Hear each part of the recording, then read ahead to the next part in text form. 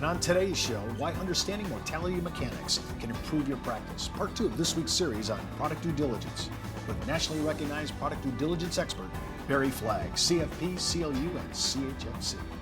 Hi everyone, I'm Steve Savant, syndicated financial columnist and contributing author to Backroom Technician in Innsbruck. Let's get down to business. Well, welcome to day 2, Barry. Thanks, Steve. Glad to be back. Well, we're talking to the doctor of due diligence and all that is due care in our product line, and we really want to talk about some of these things. I mean, I was shocked at a conference that I was at not too long ago, about 9 months ago, where I actually spoke on due diligence and asked anybody in the audience who had actually seen an in-force ledger in the last year. And when nobody raised their hand, I was stunned. Really? Then I'm thinking, well, did you do a policy review? And when you saw the policy review, did you actually examine the annual statement? Maybe there's another place to go. Absolutely. Did not see it. When I said, did you look at the client's proposal? Yes, they did do that. And when you looked at the proposal, were you comparing it from proposal to proposal? Now, if you missed yesterday's show, you'll understand why I asked this question, because Barry says, hey, this isn't due diligence, just comparing, illustrations to illustrations. So I'm surprised that we're not using some of the things that are absolutely free. Carriers will generate it, and it help us get in the game.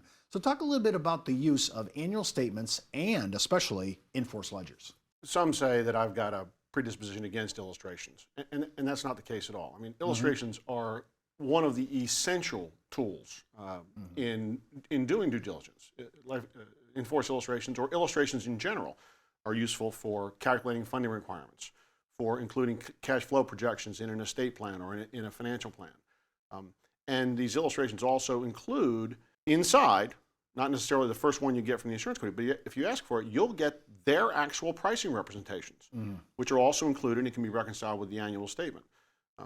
So comparing a hypothetical premium to a hypothetical premium, or hypothetical cash values to hypothetical cash values, to me, I've been in those kind of sales meetings where the producer says, the only thing I can tell you about this illustration is it won't come true. And so we're going to take one piece of paper that we know is not going to come true, and we're going to take another piece of paper and it's not going to come true. We're going to compare them to figure out which one is better, but they're not true. The lesser of two evils? The lesser of two evils. So the in-force illustrations and the new business proposals contain some very valuable information that can then be measured in the way that CPAs, tax attorneys, and trust officers measure every other asset in the estate plan, every other asset in the financial plan, and every other asset in their stewardship. So if we're really incorporating, and most good advisors are into doing annual meetings with their clients, annual reviews.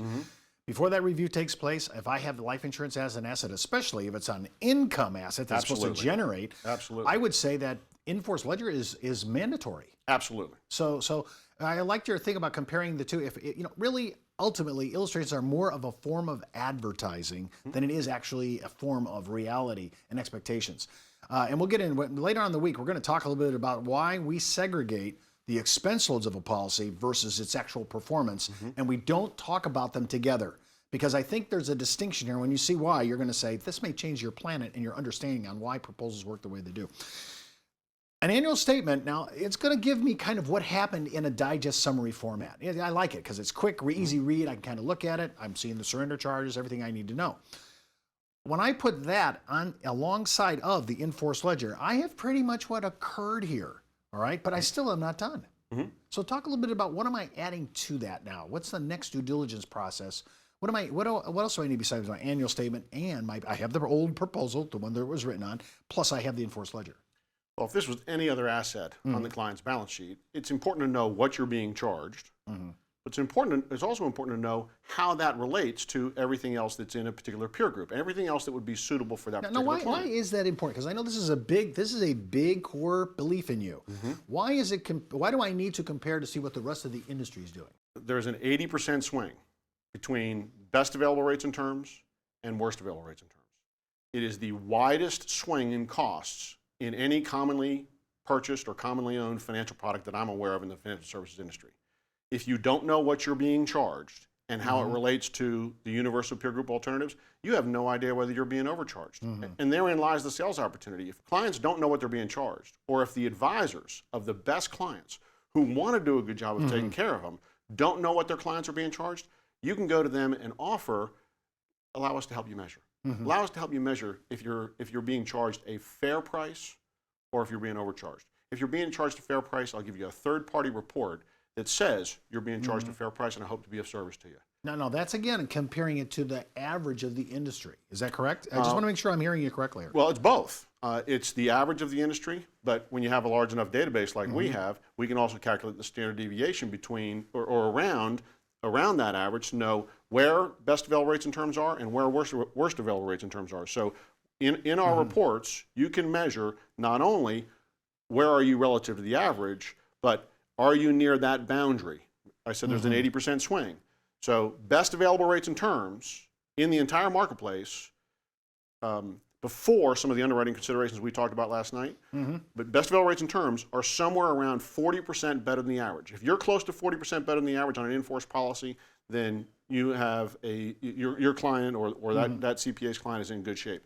If you're not close to 40%, then you have an opportunity to make an improvement. You have an opportunity to reduce what that client's being charged through a sales opportunity. When we come back from the break, I'm going to follow this up with Barry because I really want to talk about how you can measure this and what is really a deviation. When should I be concerned as an advisor? We'll be right back in about 30 seconds.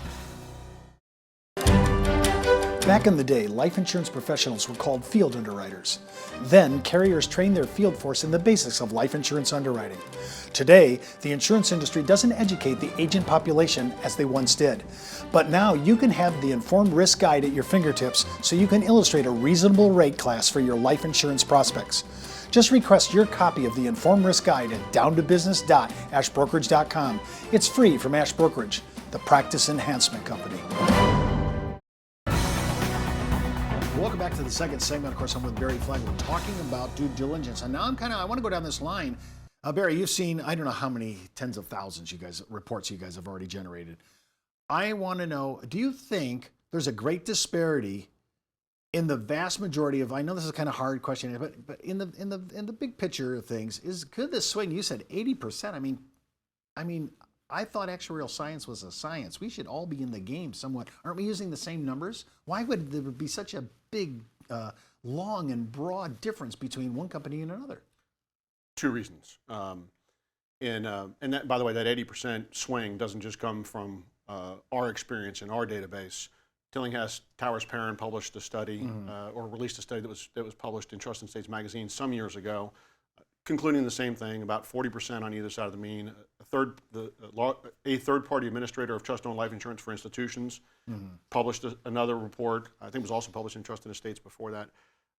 So there is a big swing, not just because that's the experience in our database, but because there's a big swing, right? My thoughts on why there's a big swing is twofold. One, there are 10,000 different pricing combinations and permutations for every single product. And I didn't know this when I first started thinking in the embryonic stage of Veralytic, but between all the different age cells, times 2 for gender, times 3 or 5, as we were talking about last night, for health risk classification, times 2 or 3 more for tobacco use, if there's a never smoke risk class, times the volume break points or the band. I mean, if you go through all the multiplications of how many different pricing combinations and permutations there are, there's just an awful lot of them. And no carrier is good at all of them. Some carriers have their sweet spots. Some carriers have their not so sweet spots. So there's just a lot of pricing combinations and permutations. The other reason, I call it the Adam Smith reason. Adam Smith says that for there to be an efficient market, there needs to be a free flow of information. So yes, there are a lot of actuaries, but the invisible hand of the consumer in the current environment doesn't get to pick good pricing. Well, let's go drop it to the advisor level because I think that's where we need to start. How many advisors know that? What their clients are being charged? Sure, and also these issues of, hey, am I getting a good deal? Am I off the bell curve? Do I get that, and do I understand that when I'm pricing my product? I'm sitting here today because I started at 19 years old using Morningstar, and it was so easy to look stuff up. Well, if you think about before Morningstar, to try to get an answer in the investment, an answer that is commonplace now in the investment business, you would have had to pull out 1,700 prospectuses, read them all, compile them all into a spreadsheet, and then it was impossible. Right? So prior to the first of our patents, it was, as a practical matter, impossible to do what we're talking about today. But as we have also said, Veralytic is one of a number of tools that are available to help the practitioner do real due diligence in the sense that CPAs, tax attorneys, and trust officers think about it, it was not possible before. Well, when you think about all the permutations you just were giving me, I mean, I'm thinking of the subsets of gender, underwriting, the pricing of, does the pricing of term, is it differing from my universal life chassis? Answer yes. And the big bugaboo, which of course you've heard me talk about before, which is, I don't even know how to unpack whole life, because it's the black box. Universal life, I can ask for the report, I can kind of get in the game, has a pretty good idea, get a good feel. But on whole life, it's like it's this homogeneous, integrated, I can't pull it apart. But you said, and we might get, if we have time at the end of the week, we may get into this. Whole life, there is a way to re-engineer it, kind of not back re-engineer it, to try to somehow unpack it by reverse engineering it. Yeah. I mean, the same algorithms that we use to convert, our first patent was on the conversion of disparate units of measure into a common unit of measure. Those same algorithms that are used to convert COIs, which are expressed differently than premium loads, that are expressed differently than cash value-based charges, to convert, we use those same algorithms to calculate, to separate the cost inside a life insurance policy, not into their discrete elements, because they're not disclosed that way. So, but we're able to calculate the cost inside the whole life policy separate from the performance assumptions. And then once we have the cost, we can then measure those costs against everything else in the database. So you can get in the game at least, kind of understand what's going on. I think that would be a huge issue. I mean, I know of the quest to know what's in the black box of participating whole life as a product has been a 30-year search, and I don't think I've seen anybody actually get to it. So that would be a huge issue. When I think about some of the ideas that are going on now, especially with pricing, and we're living longer, and that means the numbers are, at least right now, they seem to be coming down. Do you see this still happening? I mean, do you see any light at the end of the tunnel? Are we leveling off, or no? That we're going to be living much longer, and those numbers are probably going to come down, and that's why we need to review it.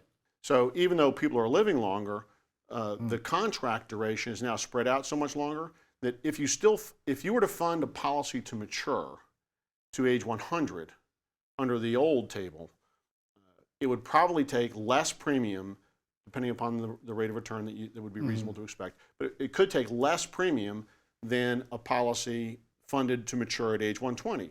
So, which is counterintuitive. If people are living longer, that should be a lower premium because the insurance company has more time to not have to pay that claim. But because of the new actuarial table, you've got the longevity is making things less expensive, but the funding to maturity, which I don't think too many advisors actually do, but the funding to maturity actually makes it more expensive to carry that coverage all the way out to age 120.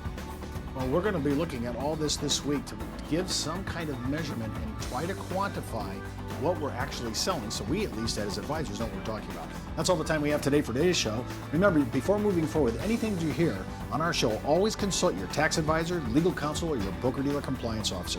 And don't forget, you can view any of our past episodes at downtobusiness.ashbrokerage.com. And remember, you could be wiser as an Ash Brokerage advisor. I'm Steve Savant. We'll see you tomorrow.